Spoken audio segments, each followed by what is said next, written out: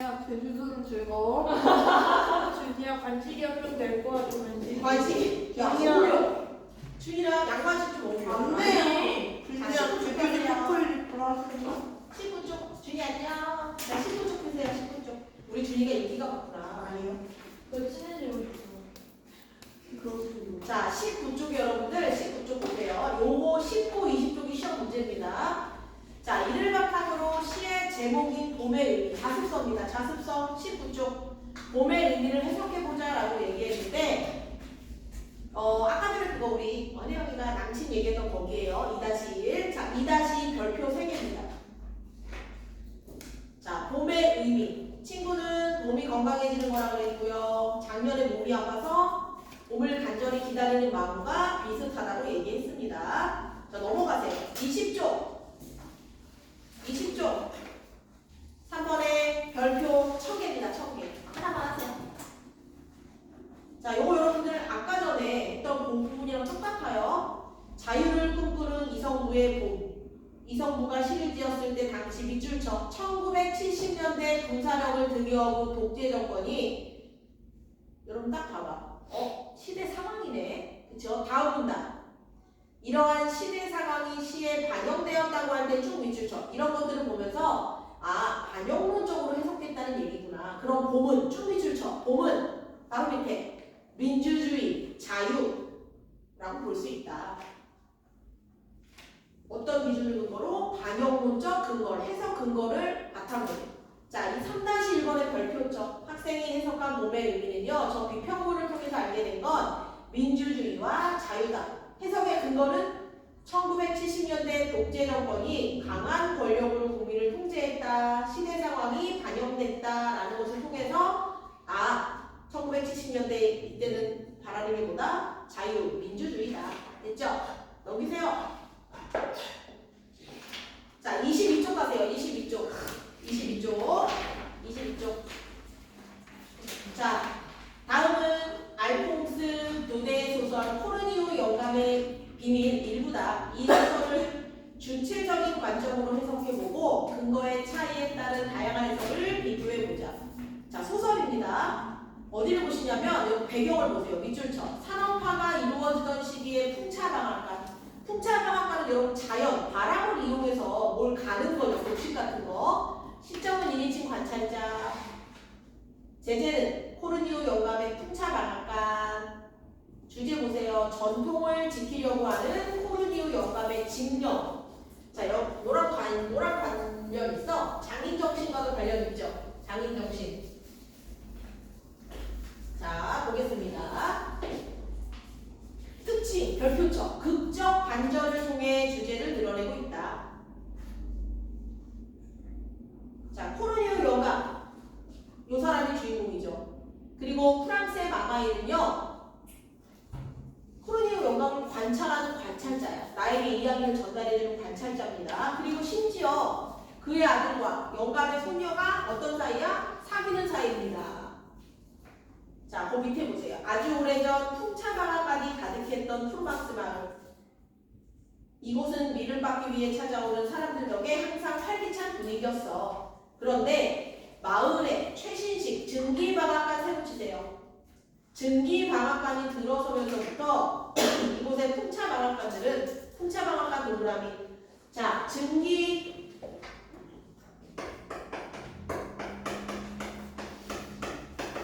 세 번째죠. 그리고 풍차방앗간. 방앗간이 뭐 하는 데인 거 아니? 떡 만드는 데입니다. 떡 만드는 데. 곡식 같은 거 갈고 해가지고 떡 만드는 데야. 음식 갈아주는데. 자, 저렇게 화살 표시하세요. 화살표 표시. 풍차방앗간들은 하나둘씩 문을 닫았고 지금처럼 쓸쓸한 마을이 되고 말았지. 그런데 이곳에 아직도 꿋꿋하게 돌아가는 풍차방앗간이 하나 있었어. 바로 코르니우 영감의 방앗간이었지. 그런데 이상한 건 코르니우 영감에게 아무도 밀을 빨아달라고 주문하지 않았다는 거야. 자, 이 풍차방앗간의 비밀이 무엇인지 들어볼까? 비밀이 뭐였냐?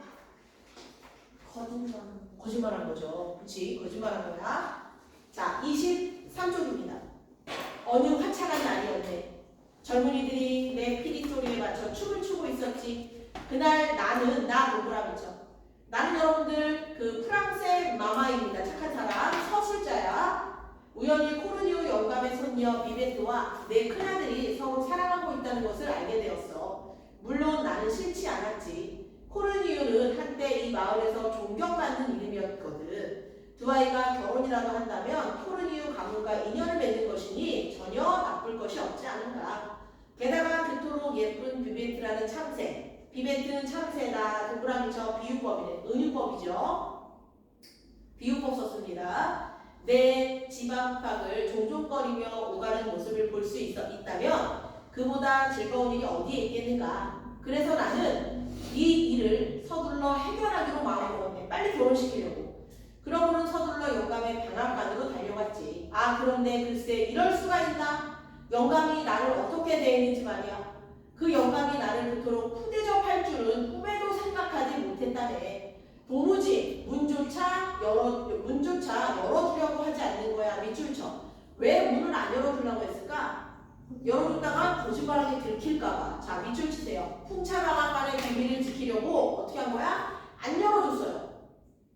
하는 수 없지. 나는 잠을 통해난 틈으로 내가 방앗간을 찾아온 이유를 낱낱이 설명해야 했네. 그러는 동안 고양이가 내 머리 위쪽에 창살 위로 올라앉아서는 끊임없이 울더군. 마치 악마의 숨소리와 같은 밑줄쳐. 악마의 숨소리와 같은 울음소리. 비유죠. 비유라고 넣으세요. 를 내며 말이야. 그것마저도 나를 무시하는 것 같았어. 참 영감이 뭘 했는 줄 아나? 내 말이 채 끝나기도 전에 영감을 아주 무례한 말투로 돌아가라고 소리치더군. 이봐 자네는 그 잘난 필이나 그게 자네 아들 빨리 결혼시키려거든. 저 증기방앗간에 가서 알아보라고 말이야. 자 지금 보니까 갑자기 왜 이래? 왜 증기방앗간 가서 알아보래? 코르니우 영감은 증기방앗간 어떻게 생각해? 부정적으로 생각하는 거야. 밑줄 치세요. 증기방앗간을 부정적으로 생각하는 코르니우 영감. 그런 말을 들으니 나는 피가 거꾸로 솟을 수밖에. 화났다는 뜻이야.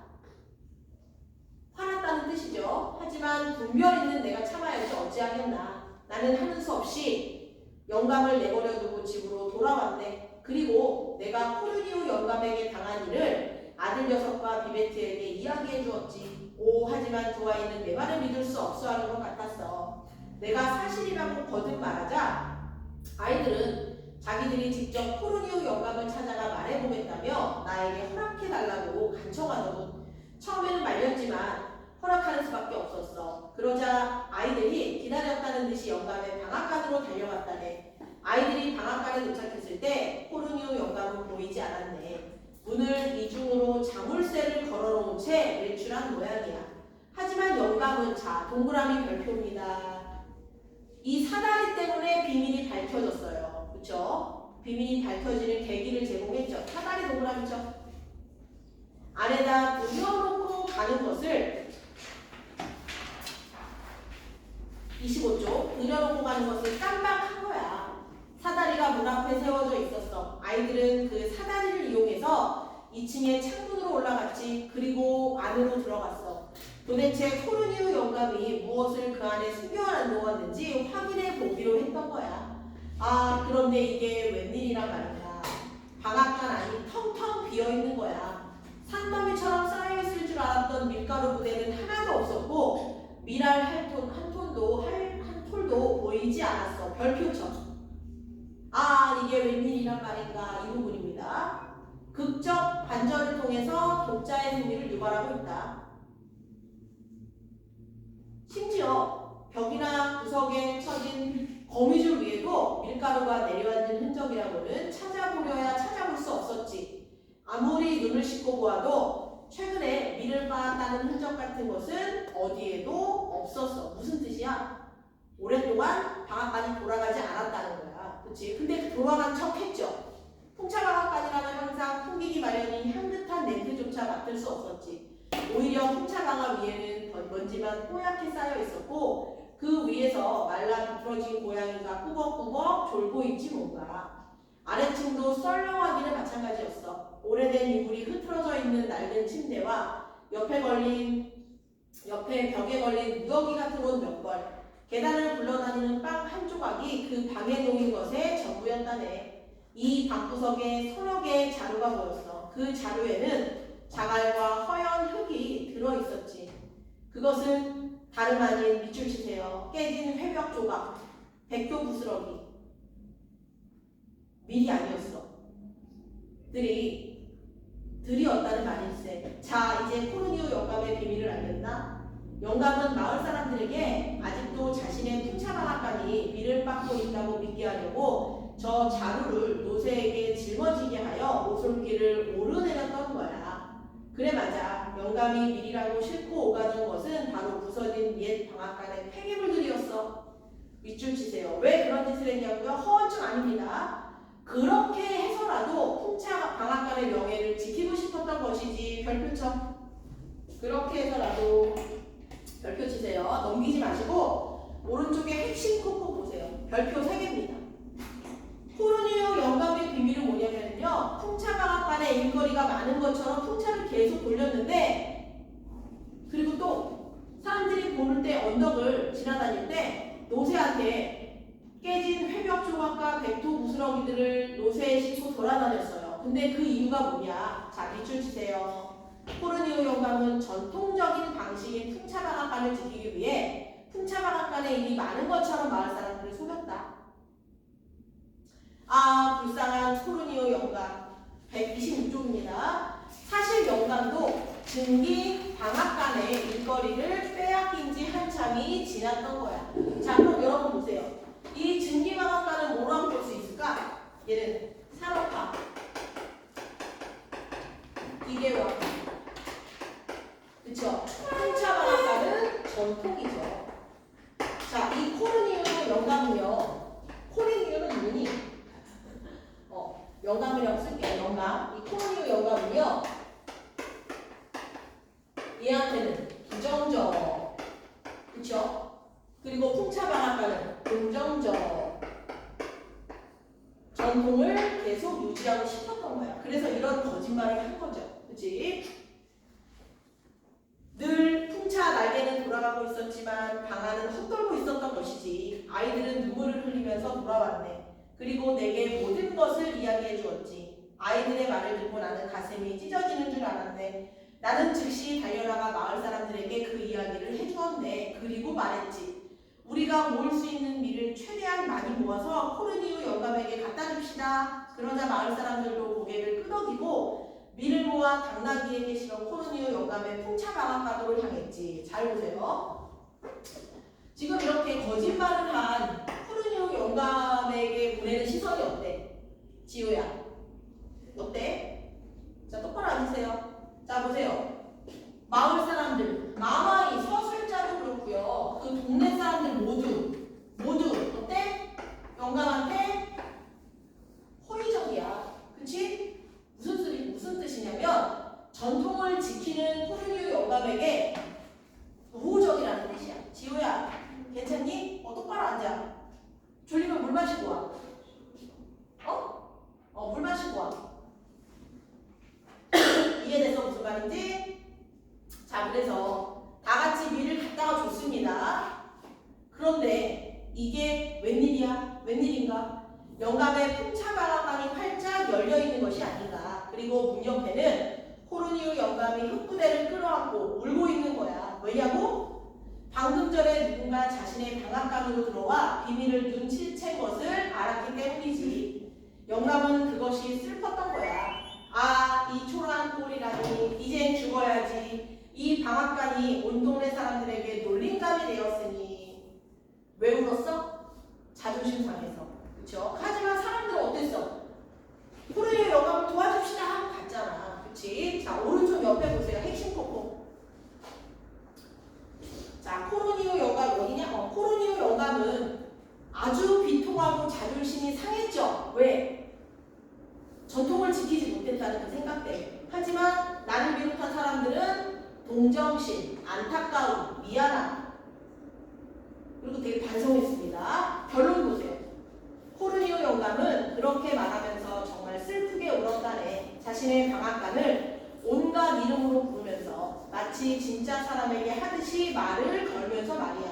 왜 그랬어? 정신병자 아니고 왜 그래? 밑줄 치세요. 풍차 방앗간에 너무 애정이 깊어서 그래요. 밑줄 치세요. 막 방앗간한테 막 말해. 애정이 깊어서. 바로 그 무렵에 밀을 실은 사람들의 당나귀들이 방앗간 앞에 도착하기 시작했어. 우리는 주저앉아 있는 영감을 향해 크게 외쳤지. 옛날 이 방앗간에 수많은 사람이 드나들 때처럼 말이야. 이봐요, 거기 방앗간 코르니오 영감님. 그리고 사람들은 앞다투어 밀가루 부대를 방앗간 앞에 쌓기 시작했지. 그러자 잘 익은 금빛의 밀알들이 부대에 쏟아졌어. 그것을 본 코르니오 영감은 울음을 뚝 그쳤다네. 그러고는 놀란 듯 눈을 크게 뜨고 쏟아지는 밀 알갱이를 주워다보며 말하더군. 아, 밀이다. 이렇게 잘 익은 밀은 처음이야. 우리는 코르니오 영감의 얼굴이 금방 환해지는 것을 알 수 있었어. 우리도 덩달아 기분이 좋았지. 영감이 우리를 돌아보면서 말했어. 27조. 아, 나는 자네들이 다시 돌아올 줄 알았어. 증기방앗간 놈들은 전부 도둑놈들이거든. 별표 치세요. 자, 증기방앗간은 뭐래? 도둑놈들이래요. 자, 도둑놈들이라고 합니다. 무슨 말이야? 부정적이라는 얘기야. 우리는 영감이 무척 자랑스러웠다네. 왜? 전통을 지키려고 해서. 그래서 영감을 아주 성대히 마을로 모셔가려 했지. 하지만 영감은 고개를 젓더군. 아닐세 아니야. 그보다 먼저 내 방앗간에 먹이부터 주어야지. 저놈은 아주 오랫동안 굶었거든. 입에 아무것도 대지 못했단 말일세. 자, 밑줄 치세요. 웬 먹이? 방앗간을 살아있는 생물처럼 표현한 겁니다. 애정 표현이야. 책가 있는 생기야? 그렇게 말하고 영감은 부산스럽게 바쁘게 움직였어. 미리 담긴 부대를 열고 방안을 살펴보기도 하면서 말이야.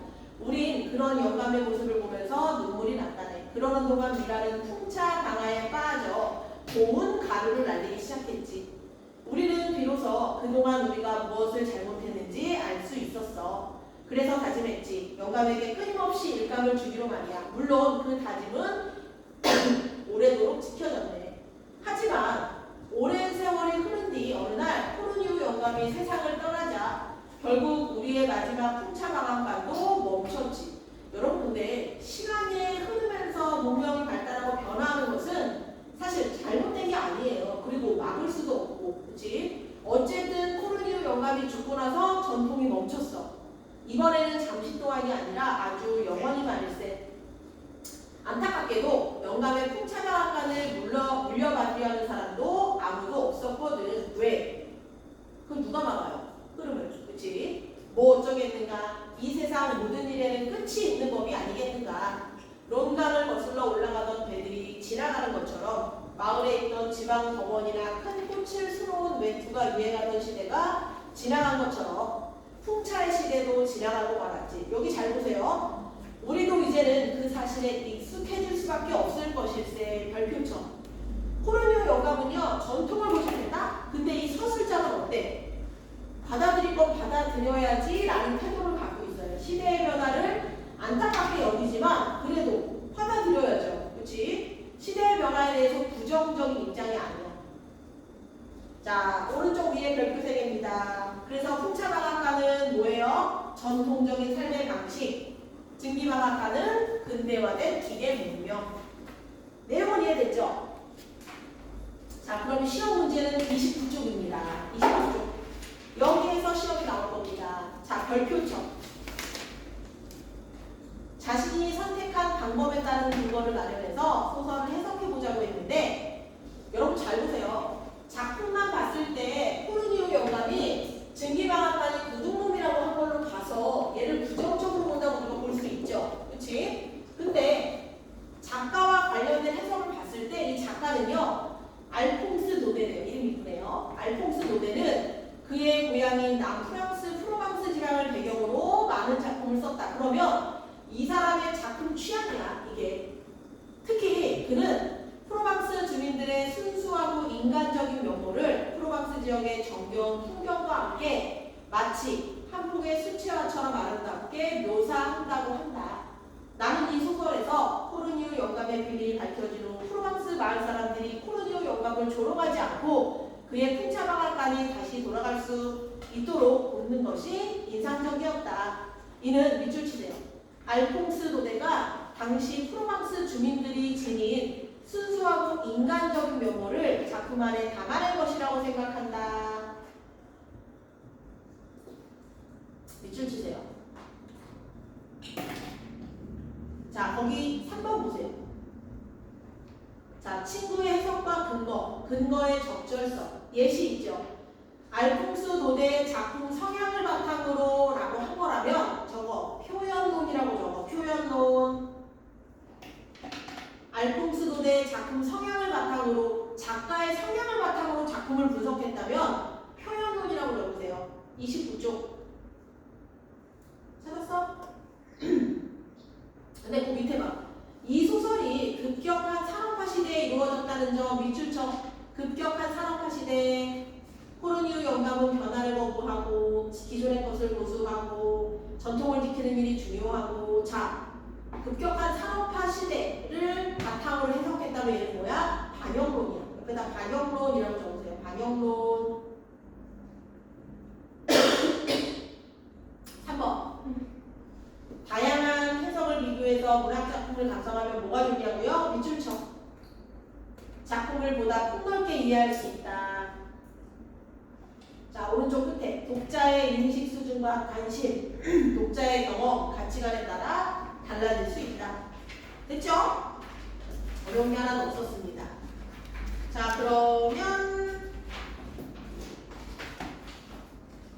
문제 풀면 시간이 오래 걸리니까 34부터 37 빨리 푸세요. 34부터 37. 허리업. 하나에 1분씩 20분. 8시까지 푸세요. 8시.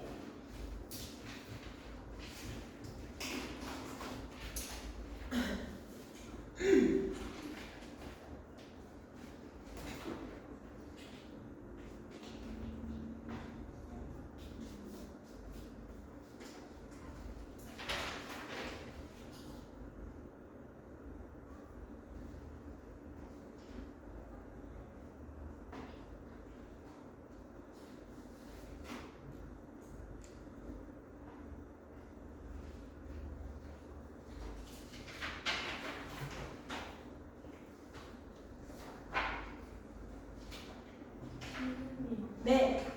문학작품을 타당한 근거를 들어서 해석해야 돼요. 그렇죠. 내 관점만, 그러니까 내 생각만 가지고 해석하시면 안 돼요. 타당한 근거가 무조건 있어야 돼요.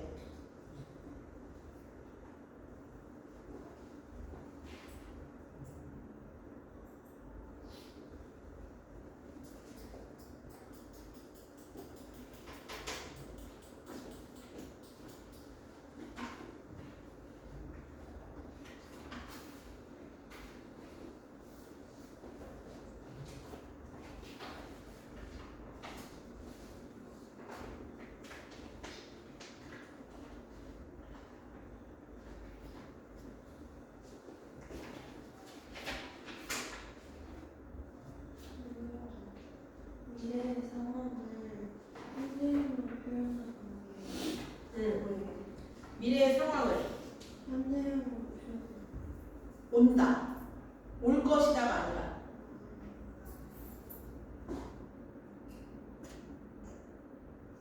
그 처음 한 시 있잖아요. 그거 시적 대상을 인격화하잖아요. 시적 대상을 인격화. 그치. 왜냐면 의라고 표현했으니까.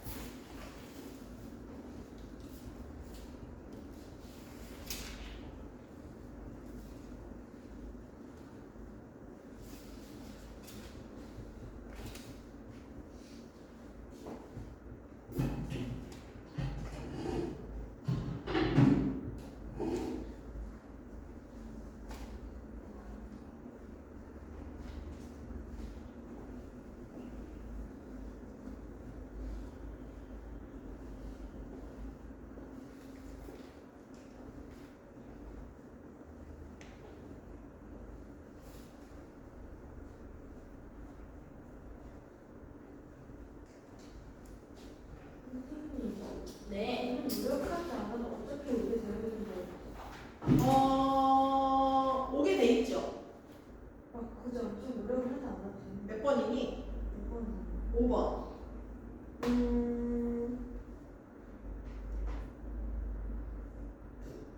몇 번 선택지 얘기하는 거야? 1번. 그렇죠.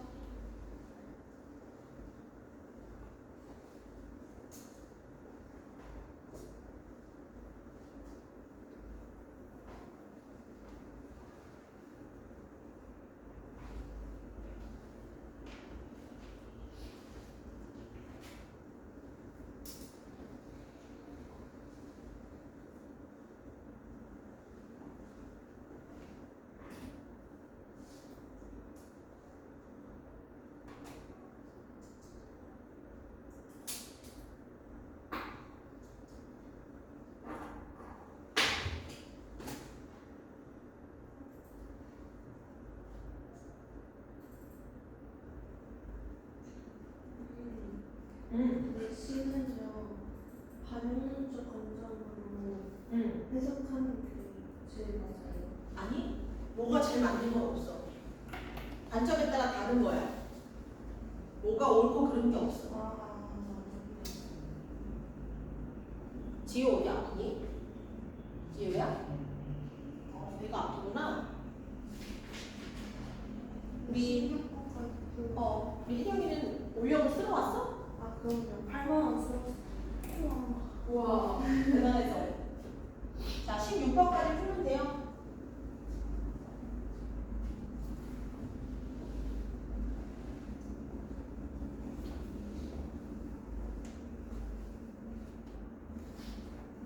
고르기가 어 1인칭 부재자 시점이잖아요. 그치.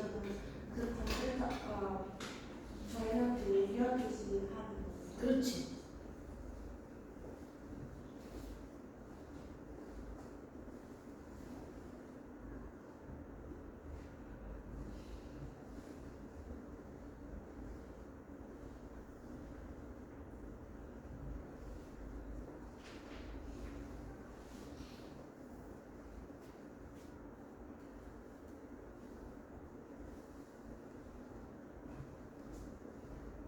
승기야 혹시 문법 다 고쳤니? 선생님 주세요. 다 고친 거네. 혹시 혜령이 고쳤니? 두 번째 초이스 고쳤어? 안 고쳤어? 두 번째 쉬는 시간에 고쳐. 네. 선생님이랑 현재 마을 사람들한테 존경받아요. 사람들이 좋아하죠. 선생님, 네. 코로니 영감이 그 변화하는 현실을 받아들이지 못한 사람이에요. 그렇지 못하고 있죠. 전통을 고집하고 있으니까.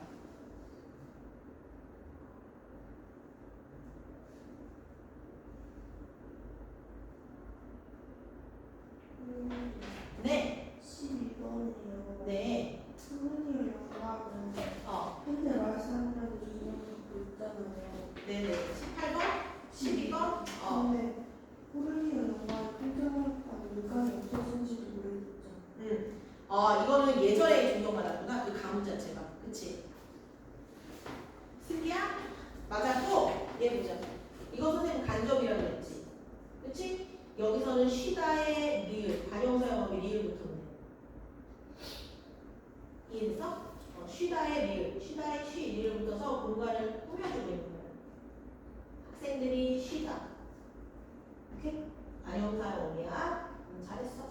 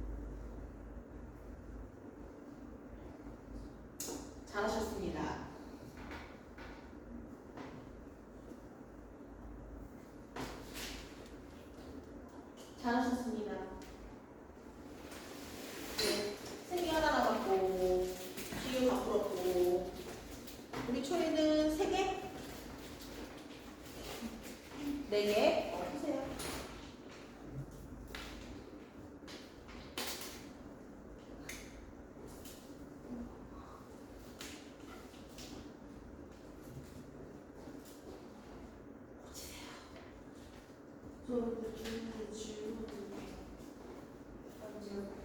주문의 질문. 아, 질문할 거야? 지금 해.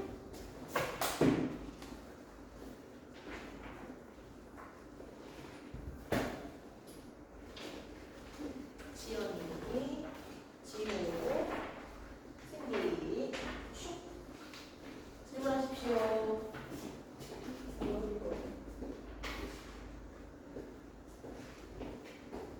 힌트가 너무 많아서 안 나오고.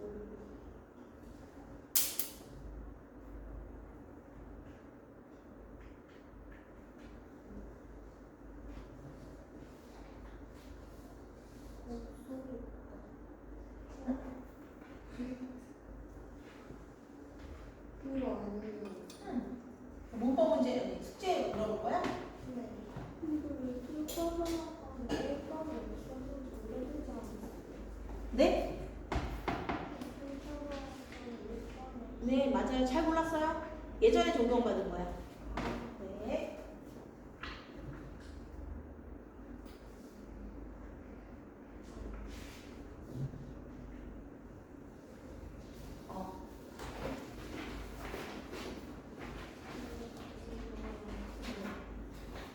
이거 소리도 없이 내릴 때 부사절에 그치? 부사어는 용언급이니까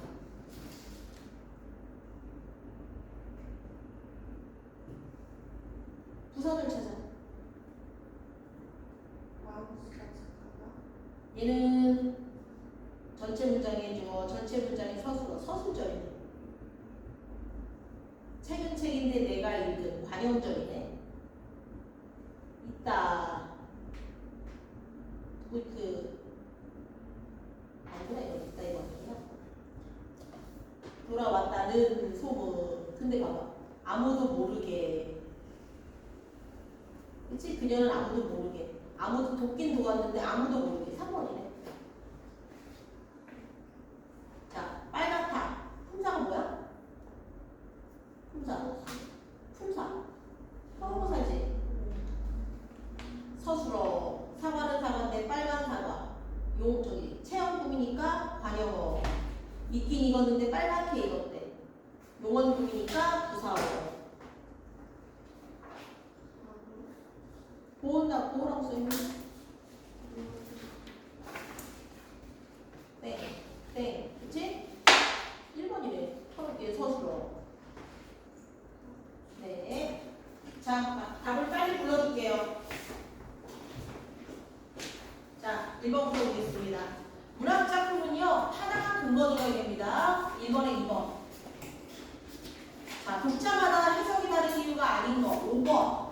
이건 취향과는 관련 없죠. 자, 3번. 적절하지 않은 거. 역설절 표현을 쓰는데 부정적 현실을 극복하려는 의지는 아니죠. 감격을 얘기하는 거예요. 감격. 4번. 1번. 1번에 2번. 2번에 5번. 3번에 5번. 4번에 1번. 5번은요. 1번입니다. 적절하지 않은 거. 흔들어 깨워야 우리에게 오는 존재라는 점에서 봄은 부단히 노력해야만 간신히 극복할 수 있는 현실의 부조리함. 봄이 여러분 부조리함은 아니죠. 그치? 희망입니다. 5번의 정답 1번. 5번 같은 문제 시험에 많이 나옵니다. 6번 치어 그게 뭐야? 뻘밭구석 썩은 무릉덩이. 7번은 의인법. 8번은 2번. 9번은 자, 얘는 지금 1970년대라고 했으니까 뭐야? 시대 상황이죠. 정답 4번입니다. 자, 그리고 10번은 1번. 민주주의, 자유. 토론이후 영감 적절하지 않은 거. 다른 공간에 동시에 두 사건 아니죠. 11번에 3번. 12번 내용일치 5번입니다. 지금 풍차방학할 일 없습니다. 13번 몇 번입니까? 장인정신 갖고 있죠. 전통을 지키고자 하죠. 그리고 시대 변화에도 끝까지 풍차방학관을 지키고 싶은 이거는 코르니우 영감에 대한 관점이 다른 건데 1번부터 4번은 긍정적이네. 코르니우 영감을 칭찬하는 거잖아. 그치? 근데 5번은 틀린 말은 아니지만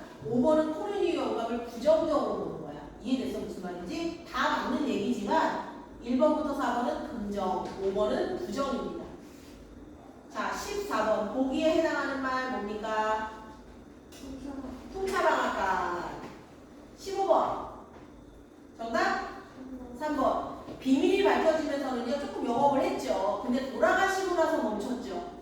16번에 별표 치세요. 자, 기억. 작품과 작가의 관계래요. 작가는 주민들의 순수하고 인간적인 면모를 드러내는 작품을 많이 썼다. 5번입니다. 됐죠? 자, 다음 여러분들 뭘 보시냐면요. 요거 하세요. 요거. 메세소리. 이거는 왜 같이 하냐면 어차피 다양한 해석과 비평이잖아. 하는 김에 같이 하려고 해요.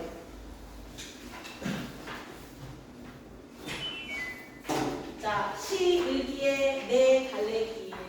백석의 메세소리입니다. 요거 찾으세요. 요거 꺼내세요. 요거 학습지에 있는 거랑 똑같은 거야? 요거 꺼내. 뒤에 거. 요거 찾았지? 요거 저기 지효야 이거. 요거 꺼냈어? 자, 보겠습니다.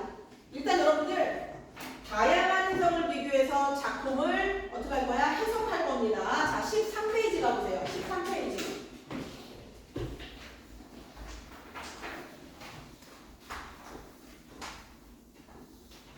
자, 13페이지. 일단 여러분 그 갈래 비평문이라고 동그라미 치시고요. 비평문 오른쪽에 이것이 핵심 원리라고 써있죠. 비평문이 뭔지 한번 밑줄 그어볼게요. 작품을 정의하고 가치를 분석해서 판단한 내용을 기재한 글이다. 일반 독자가 작품을 쉽게 이해하도록 전문가가 설명한 글이다. 비평문은 여러분 작품에 대한 분석이야. 이해됐어? 초이 찾았니? 13페이지 오른쪽? 초이 혹시 어디 아프니? 지 초이 아니지? 초이 같지가 않아 보여. 초이 동생 아니야? 초이 동생 초아. 너 초아지? 외동딸이지? 자, 보겠습니다. 그리고 여러분들 비평문은요 작품을 분석한 거기 때문에 분석적, 논리적, 체계적이야. 주제 밑줄 쳐. 주제 여기입니다. 주제 여기네요.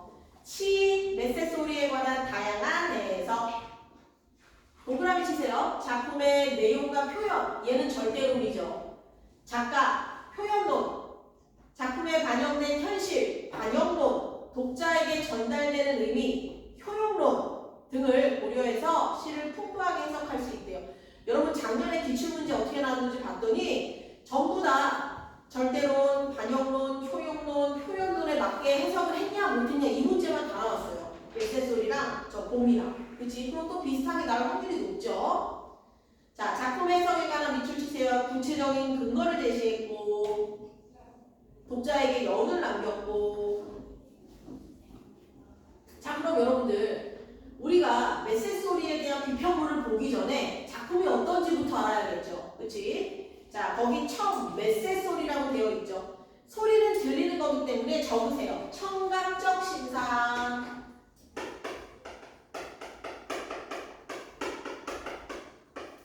자, 소리는 들리는 거죠. 청각적 신상이라고 적으세요. 청각적이란 신상은 이미지입니다. 제목을 딱 들었을 때 소리가 떠오르죠. 이게 바로 뭐야? 신상, 이미지야. 됐어? 그쵸? 표시하시고. 백석입니다. 백석. 처마 끝에 명태를 날린다. 자, 화자가 본 일상적인 상황이야. 근데 지나가다 보니까 처마 이렇게 되어 있는 집 있죠? 거기다가 이렇게 매달아 놓은 거예요, 명태를. 그쵸? 명태를 매달아 놨대. 명태는 꽁꽁 얼어있다. 계절은 언제로 유추할 수 있어? 겨울. 동그라미 쳐. 명태는 길다랗고 파리한 물고기인데 여러분 명태 본 적 있니? 처마 밑에 슉슉슉 이렇게 슉슉슉 명태를 이렇게 걸어놓은 거예요. 이렇게 걸렸나? 이렇게 걸렸나? 누가 이렇게 걸어놨어요. 얘를 걸어놨는데 얼어있다는 걸로 봐서 겨울이네. 꽁꽁 얼어있대요. 꽁꽁. 그러면 겨울이다. 그리고 여러분들 보세요. 얘가 길다랗고 파리하다는 건요 어떤 뜻이냐면 되게 마르고 힘없는 그런 느낌을 파리하다라고 얘기하거든요. 길다랗고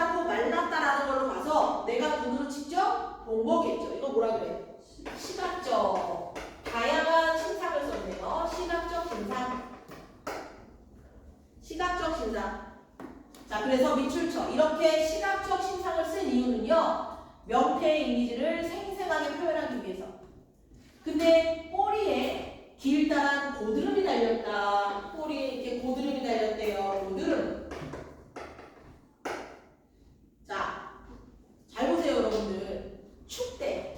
그치? 그리고 가뜩이나 꽁꽁 얼어서 추운데 거기 꼬리 밑으로 또 고드름이 달렸대. 엎친 데 덮친 거죠. 자, 거기 밑줄 쳐. 명태가 지금 부정적인 상황을 드러내고 있는 거예요. 냉혹한 현실.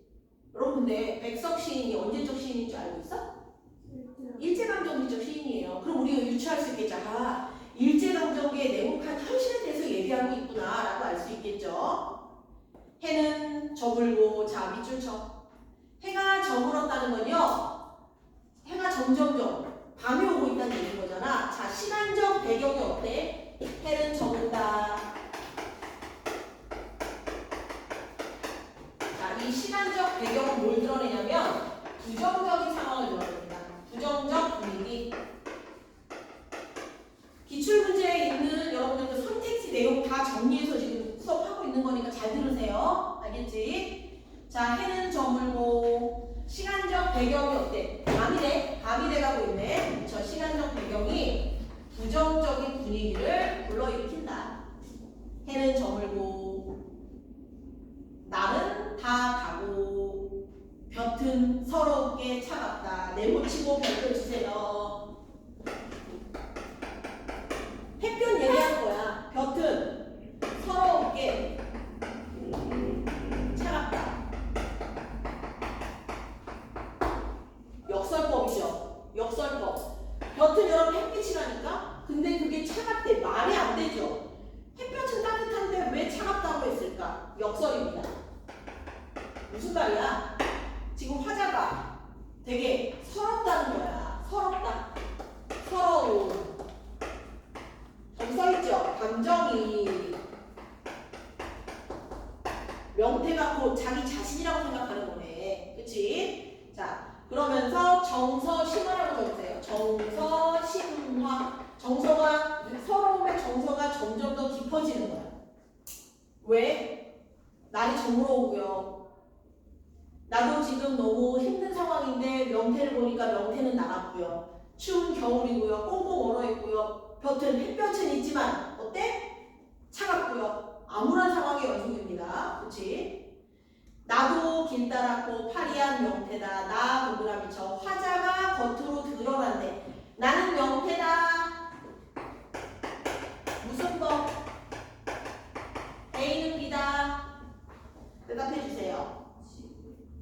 A는 B다. 무슨 법? 비유 중에?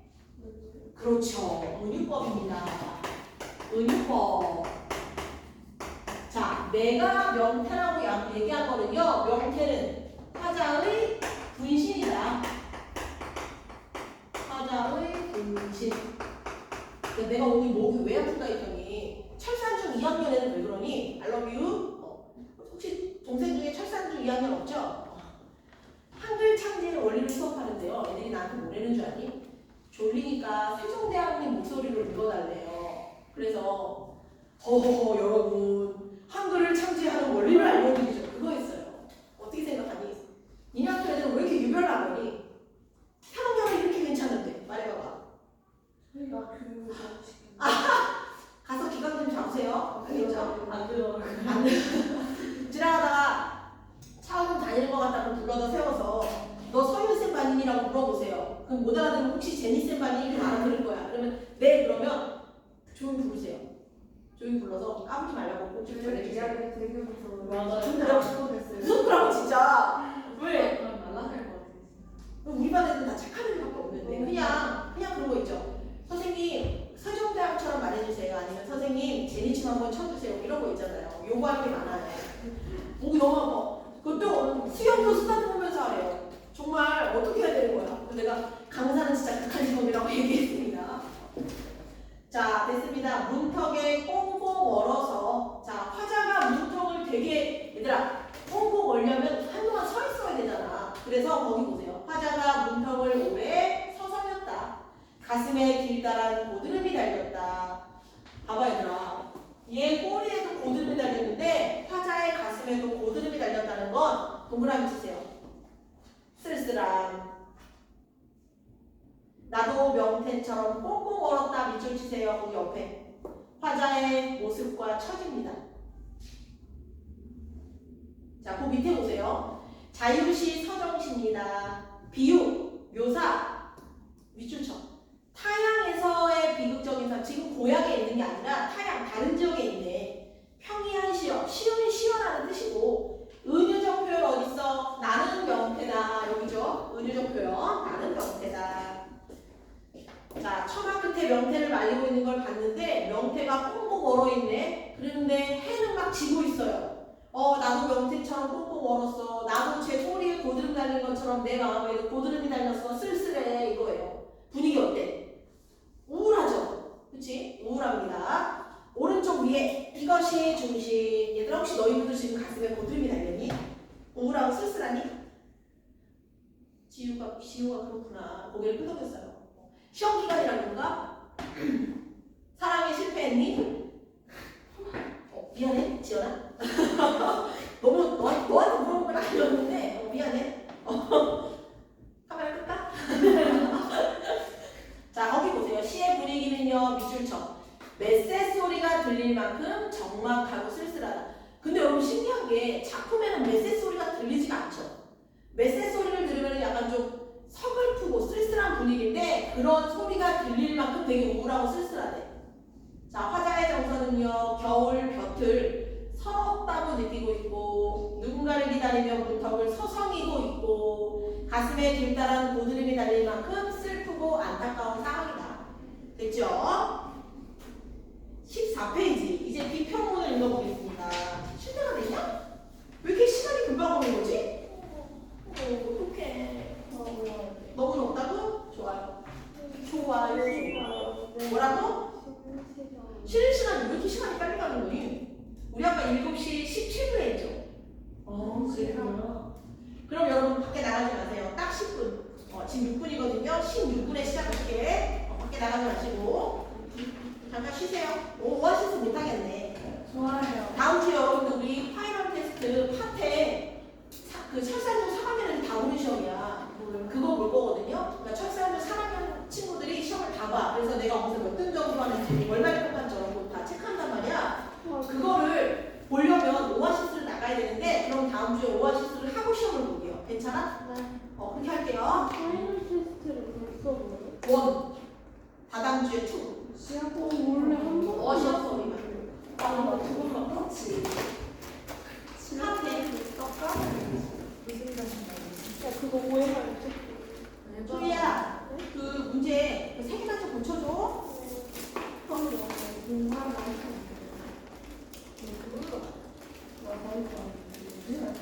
내 빨간 볼펜. 승기도 좀 줘라.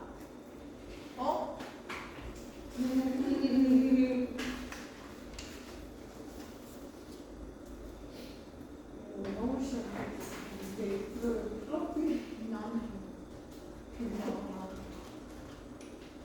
금방 죽을 것 같아. 진짜 개 아팠어. 자체 플라스틱 형상이 미쳤다.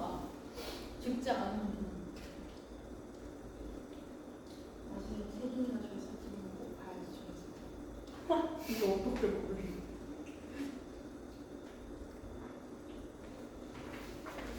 이거 안 줬을 것 같아. 이거.